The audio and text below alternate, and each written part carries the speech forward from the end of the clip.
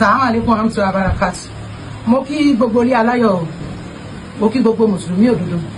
Bẹ́ẹ̀ ni mo ń kí ẹ̀yin Kristẹni ti pálàfin ìlú àkómọ báyìí.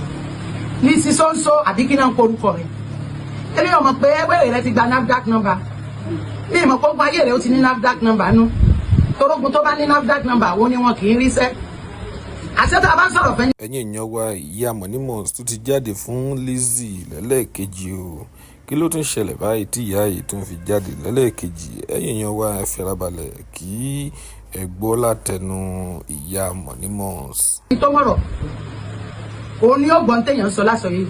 Àṣẹ tí mò ń sọ àṣẹ kò yí àṣẹ wèrè ni ọ́. Àṣẹ ò fẹ́ sánkú tọmọtọmọ. Ní sísọ́nsọ́ àbí kí náà ti ń pè ọ́.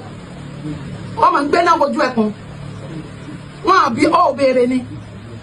Ó béèrè dáadáa. Ìbàdàn tó lọ fẹ́ tó fokùn sí Ọlọ́run kì í ṣèbàdàn dáadáa gan pàpà. Ìbàdàn tí ò lẹ́bí ni.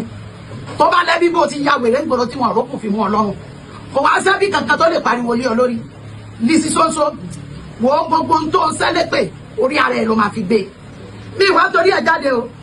Toró olórí burúkú àwọn ẹgbẹ́ tí wọ́n ń tí ò tó náà ń ta góòlù wọn rán níṣẹ́. Iṣẹ́ tó mọ̀ ọ́ kọ̀. Ìyẹn ló fi retí ìdààmú nínú ayé ẹ̀. Ìyẹn ló fi retí ìfòòró nínú ayé ẹ̀. Orí tí ò sí ọ tí ò rù ọ. Òun gbé ẹsẹ̀ tó ń gbé Monimos ṣe pé kì í ṣẹgbẹ́ ní gbogbo ọ̀nà kí ló ní. Ọmọ àlè tó dàpọ̀ mọ́ ọmọ ọkọ. Ìwọ tó níran.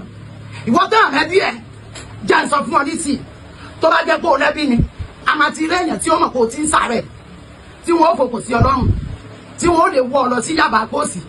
Tàbí tó bá tó ríbi tó ju Yaba Kóòsì lọ. Tí wọ́n ó wọ́ ọ lọ. Sórí fídíò tí mo ṣe fún ọ láàárọ̀ yìí. Tó bá jẹ́ pé ogun ló máa pé máa gbógun. Mo ń bá fi tẹni Ọlọ́run ṣe tẹ́lẹ̀tẹ́lẹ̀ ni. Mo ti wá rí pé ó ya wèrè. Téèyàn bá sì ya wèrè báyìí. Júdásì tó ya wèrè ń jọ sí. Òun ló fi Ísá ọmọ Mẹ́ríàmù tá à ń pè Jésù hàn nínú ìjìlá.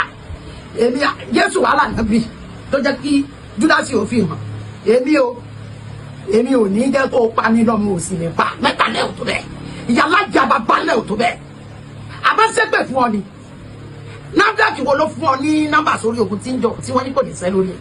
NAFDAC ti fún ọ ní nọ́mbà sórí ogun tí ń sọ. Ọmọ ẹlẹ́yàn ní lọ́lá nílé bàbá nílé ìyá. Ó lè gbèsè dá tiẹ̀ wáyé ni. Bọ́bọ̀ ti ń jẹ́ ti Ọlọ́run. Kìí ṣerú àwọn tí wọ̀ bí làwa fẹ́ bì. À pè ọ́ wá síbi kan àti pé wọ́n ní fún wèrè rẹ̀ ń ṣe à. Tẹ́mi gangan máa fẹ́ wo tọ́lọ́ mẹ́la tí máa ní kó jókòó. Àwọn èèyàn làwọn ò lè fún wèrè ń ṣe à. Sórí gbogbo tí mo ṣe láàárọ̀ yìí tó bá gbọ́ pàtó àtàn ó gbọ́ pàtó ó gbọ́ pàtírì. Kí ló ń fi mí pè? Gbàdán láti bí mi láti wò mí ọmọ àlè ni ọ́.